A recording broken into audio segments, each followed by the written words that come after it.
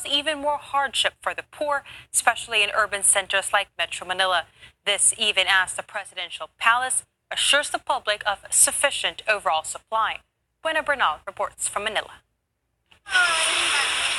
49-year-old Josie Gacho is used to living hand-to-mouth. Filipinos like her have relied on state-subsidized rice sold by the National Food Authority or NFA.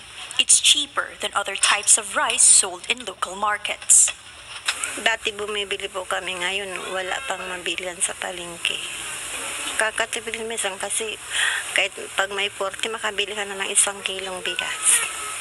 The state's rice reserve is running low. The government is in the process of importing rice from neighboring countries, but those supplies will take at least a month to arrive. Food security advocate Kathy Estavillo says this is a significant blow to poorer Filipinos who are now forced to either shell out more or eat less often.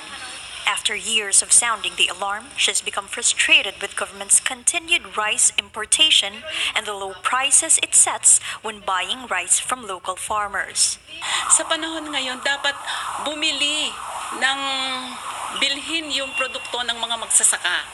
Maganda ang ani ngayon at ongoing na yung harvest season ng mga magsasaka. Pero hindi bumibili yung NFA.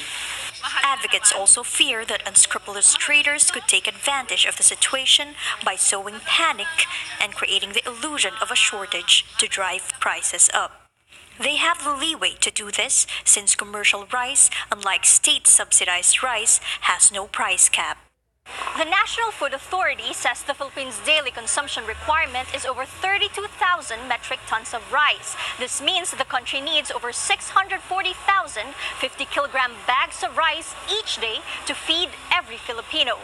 Of these, retailers say there's only some 12,000 bags of government-subsidized rice entering the market daily. Commercially produced grains make up the rest of the supply. So technically, there is no rice shortage, but what won't be available for the time being is government-subsidized rice for lower-income consumers as well as those stocked for calamities and pro-poor government programs. Industry leaders say low-income consumers in Metro Manila will likely be among the worst hit. Malaking impact dito sa mga consuming area like Metro Manila dahil wala hong ano dito palayan. So bumibili sila ng bigas coming from the provinces. So mas lalong hanapin nung mga low-income people natin yung sa government subsidized rice dahil yun ang mas mura. At this Metro Manila market, sellers have no stocks of state-subsidized rice since mid-January. For Josie, there's no point in complaining. With a meager salary of $90 a month that must somehow be stretched to feed a family of 8, she's grown used to being hungry.